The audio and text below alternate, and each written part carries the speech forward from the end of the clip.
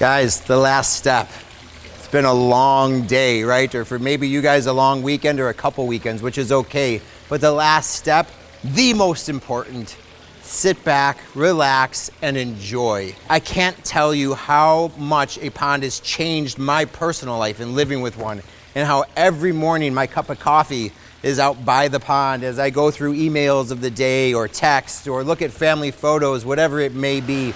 Watching the birds interact with the pond, watching the goldfish and the koi come up and grab some morning food and stuff in there. The dragonflies and just the environment we've created is incomprehensible on how much you're gonna enjoy it.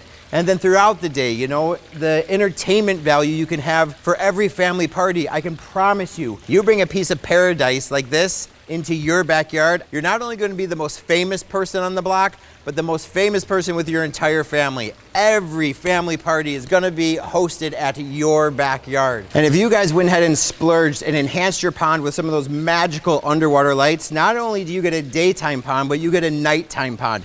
2 ponds for the price of 1. I don't know how to put it in words, but there's something magical about when those underwater lights come on your pond, and how when a fish swims in front of one of those underwater lights, how your pond's shadows change, how the light comes up through some of the different water lilies. Sometimes if you hit the lights just right on your waterfalls, you'll get that light to bounce back and put the wavy marks all over the canopy of your plants and different parts of the trees and stuff. There's also something about it just so peaceful at night, and it's coincidentally when I'm home. You think about when you're gonna use your pond the most, daytime or nighttime, and enhance it the way you want to the best. You guys, thank you so much for joining us. Hopefully the different steps, the tricks, the things that we've learned over the years made it that much easier for you guys to construct your backyard paradise. And so this is where I leave you. I think I'm gonna spend 5 minutes to 5 hours just sitting back and enjoying what we've just created.